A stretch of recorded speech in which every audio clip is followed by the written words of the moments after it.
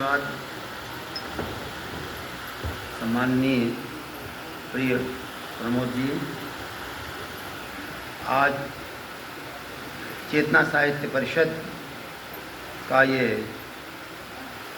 55वां स्थापना समारोह है और इस समारोह में ये एक सम्मान समारोह भी है, स्थापना समारोह भी है। इसके मुख्य अतिथि हमारे अग्रज कल वरिष्ठ कवि साहित्य भूषण डॉक्टर उमाशंकर शुक्ल जी, इस साहित्य चेतना परिषद के संस्थापक सदस्यों में और वर्तमान में अध्यक्ष, गीतों के सम्राट डॉक्टर शिवभजन कमलेश जी, अपने संचालन से पूरे समारोह को बांधे रखने में समर्थ प्रमोद जी, और आज जिन साहित्यकार मनीषियों को सम्मानित किया गया है उनका मैं अभिनंदन करता हूँ।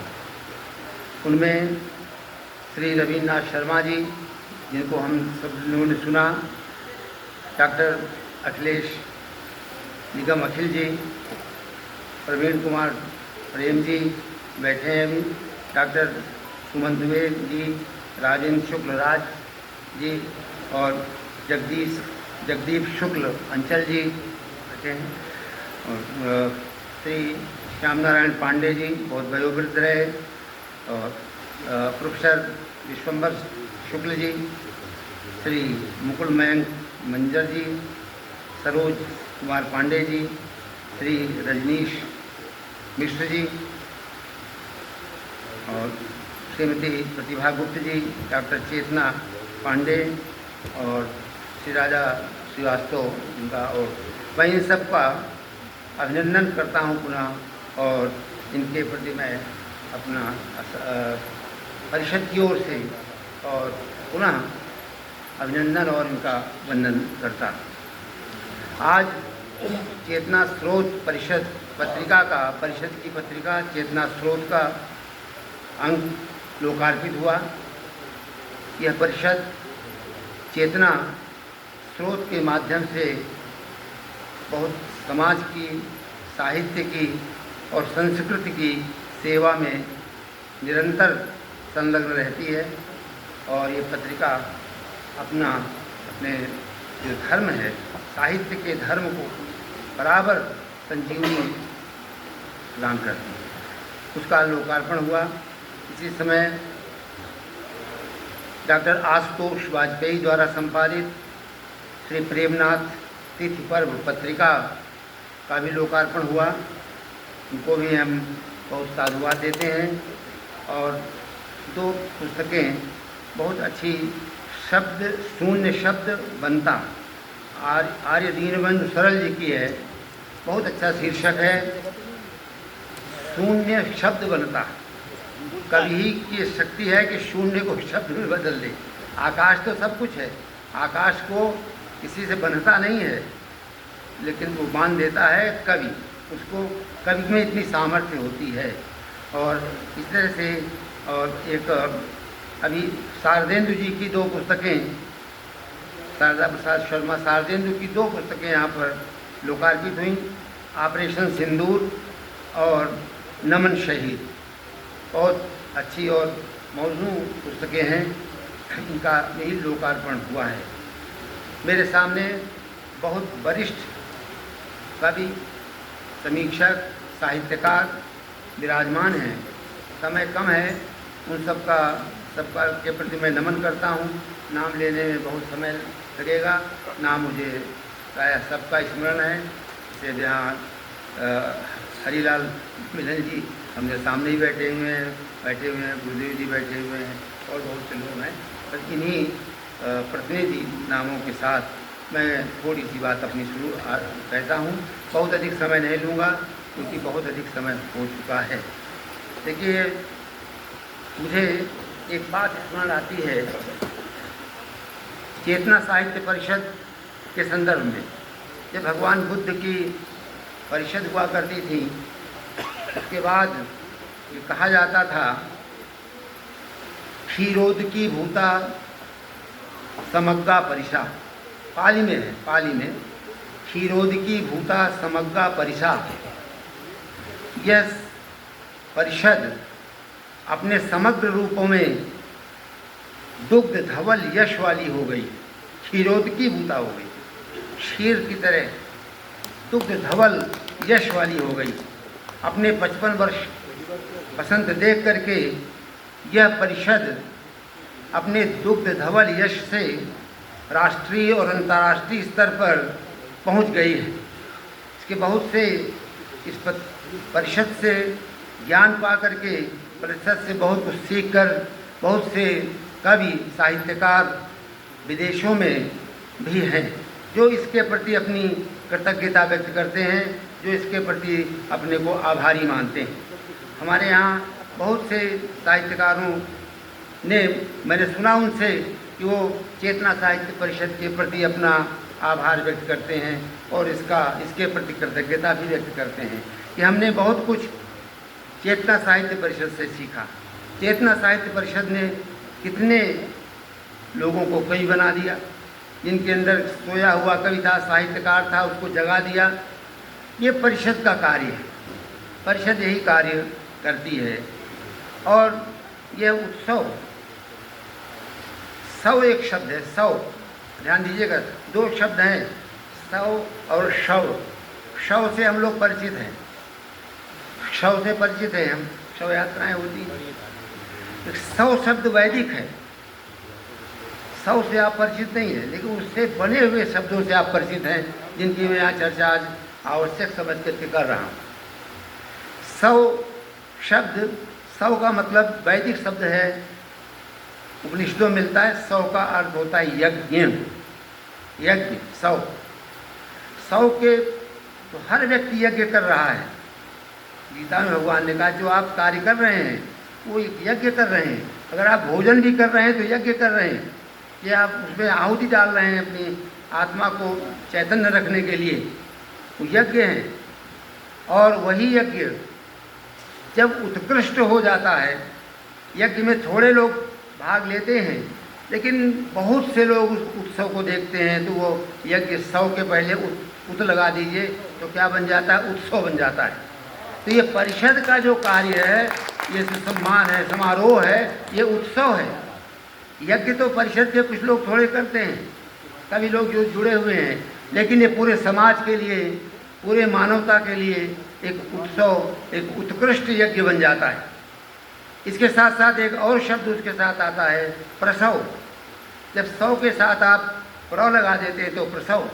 प्रसव एक प्रकृष्ट यज्ञ है। जब सृष्टि को बढ़ाने वाला आता है सृष्टि में तो बड़ी प्रसन्नता होती है, उससे बड़ा उत्साह तो होता ही नहीं, क्योंकि सृष्टि को बढ़ाने वाला आता है तो हमें अपार हर्ष होता है। तो एक बड़ा यज्ञ होता है।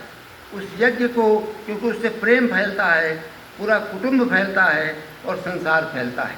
तो इस तरह ये परिषद, ये संस्थाएं, साहित्यिक संस्थाएं भी करती हैं, इसके प्रेम को, समरसता को बढ़ाती रहती हैं और जीवंतता प्रदान करती हैं, यज्ञ करती हैं।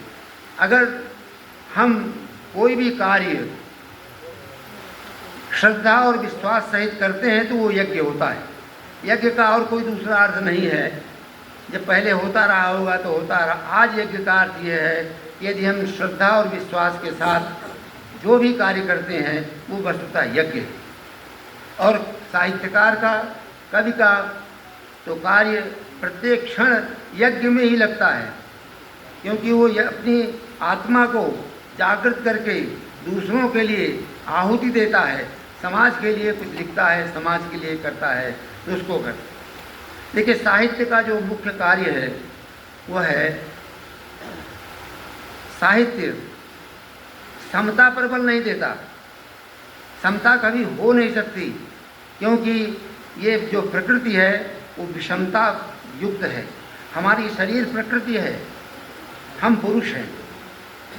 प्रकृति पुरुष के योग से सृष्टि चलती है। आप ये ना भ्रम, एक चीज़ और मैं निवारित कर दूं, मैं जल्दी जल्दी बोल रहा हूँ। चाहे इस देह स्त्री की हो, चाहे देह पुरुष की हो, मैं इस भ्रम का निवारण करता हूँ, चिंतन करने के बाद बात कह रहा हूँ। जब प्रकृति पुरुष की बात आती है तो ऐसा नहीं कि हम पुरुष हैं तो प्रकृति स्त्री है, कोई और है, ऐसा नहीं। यह शरीर हमारी प्रकृति है और जो इसको संचालित करता है वो पुरुष है। चाहे स्त्री देह हो तो स्त्री की देह भी प्रकृति है, लेकिन उसकी आत्मा जो उसमें है वह पुरुष है। तो हर शरीर में एक प्रकृति है शरीर, और उसको संचालित करने वाला आत्मा पुरुष है। तो प्रकृति और पुरुष का योग रहता है इसमें। तो प्रकृति विषमता उत्पन्न करती है, क्योंकि उसमें 5 तत्व हैं जो शरीर को बनाते हैं, चित्त जल पावक गगन समीर। वो पांचों विषम रूप में रहते हैं, सम रूप में रहेंगे तो शरीर नहीं बनेगा। इसलिए 5 का होता है, 5 25 का बीरा लगाया जिसको कहते हैं। पंचभूतों के 5 भाग किए जाते हैं, फिर 25 को 25 हो जाते हैं। हर पंचभूत के 5 तो 25 हो गए। 25 में जड़ चेतन, जड़ वाले जो पदार्थ होते हैं वृक्ष आदि, उनमें पृथ्वी का तत्व अधिक रहता है, और जब उसे चेतन की ओर चलते हैं तो उनमें पृथ्वी का भाग कम हो जाता है, जल का भाग अधिक हो जाता है, कहीं ये वायु का भाग अधिक हो जाता है। ऐसे ऐसे जितने जैसे जैसे प्राणी हैं तो पंच तत्वों का विभाग करके उनमें ये प्रकृति का अंश है, और उसमें एक चेतन आत्मा भी रहती है। तो प्रकृति और पुरुष का नित्य संयोग रहता है बराबर। इसलिए हम कहते हैं कि साहित्य क्या करता है? साहित्य समरसता उत्पन्न करता है। साहित्य का कार्य समरसता उत्पन्न करना है। समता तो हो नहीं सकती है, क्योंकि हमारी उंगलियां ही बराबर नहीं हैं। हम क्या करेंगे? तो हमारे शरीर में उंगलियां ही बराबर, तो हम साहित्य समता नहीं ला सकता। साहित्य क्या ला सकता है? समरसता ला सकता है। सबसे बड़ी बात यह है, जो हमारा दर्शन कहता है और जो जिसका आप लोग नित्य प्रयोग करते हैं साहित्यकार और कवि, ये वेदना का अद्वैत देता है। साहित्य का जो प्रमुख ध्येय है वो वेदना का अद्वैत, दुख का अद्वैत। जैसे आत्मा और परमात्मा का अद्वैत हो जाता है, निरंतर नहीं रहता, उसी तरह क्या किसी के दुख, हमारा दुख और दूसरे का दुख दोनों एक जैसा है। साहित्य इसी स्तर पर हमको ले जाता है। अगर ये स्थिति आ जाती है तो साहित्य सच्चा होता है, साहित्यकार की अभिव्यक्ति सच्ची होती है। अगर वो इसमें भेद रखता है तो साहित्यकार वहाँ सफलता नहीं प्राप्त करता। तो मेरी दृष्टि में संवेदना या वेदना का जो अद्वैत है, जब साहित्यकार वहाँ पहुँचता है या साहित्य पहुँचता है तो वो वास्तविक साहित्य होता है। वहाँ भेदभाव नहीं रहता। दुख सबका एक, कष्ट सबका एक, उसमें कोई भेदभाव नहीं है। न उसमें कोई जाति है, न पाति है, न वर्ग है, उन्हें देश कालातीत है। दुख तो दुख, उस दुख को ही साहित्यकार देखता है, न कि उसमें कहीं भेद देखता है, कुछ देखता है। अब मैं थोड़ी सी बात आपको इस परिषद के विषय में कह दूं, क्योंकि परिषद का महोत्सव है, महासमारोह है। इस परिषद में मुझे 4 चीज़ें विशिष्ट दिखलाई पड़ी, तभी ये अपना इसने 55 वसंत उत्साह के साथ देखे हैं और आगे बहुत देखते रहेंगे। अभी हमारे भाई उन्होंने कहा, जगदीप जी ने, कि कई सदियां भी अभी देख सकती है, हम शताब्दी तो देख ही सकती है। जगदीप जी ने अपने व्याख्यान में कहा था। एक तो इसमें नियमितता है। ये परिषद जब से बनी है बराबर नियमित इसकी गोष्ठियाँ नियमित होती हैं। दूसरी, इसमें निरंतरता है, क्रम नहीं टूटता, क्रम चलता ही रहता है। तीसरी बात, इसमें रचना धर्मिता है, रचना धर्मिता पर ही बल देती है शायद। और इसमें प्रकाशन की ललक है।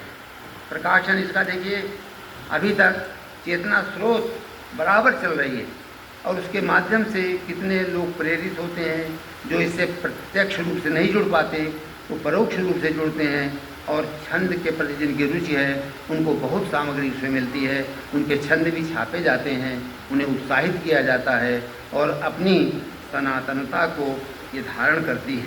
यानी कि हमारे छंद लुप्त न हो। छांदस हमारे वेद हैं, अगर हम उनको छोड़ देंगे तो हमारी पूरी परंपरा समाप्त होगी। इसलिए उसके लिए ये बराबर तत्पर रहती है।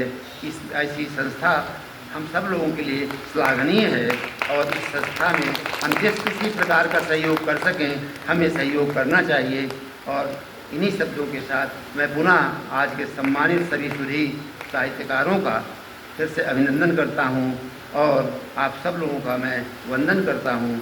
आपने मुझे बुलाया, चेतना साहित्य परिषद के अधिकारियों ने मेरा नाम यहाँ रखा, मैं उनके प्रति आभार व्यक्त करता हूँ और मुझे आप सम्मुख कुछ कहने का उन्होंने अवसर प्रदान किया। मैं आपका सबका नमन करता हूँ। बहुत बहुत धन्यवाद। बस 2 मिनट के लिए आप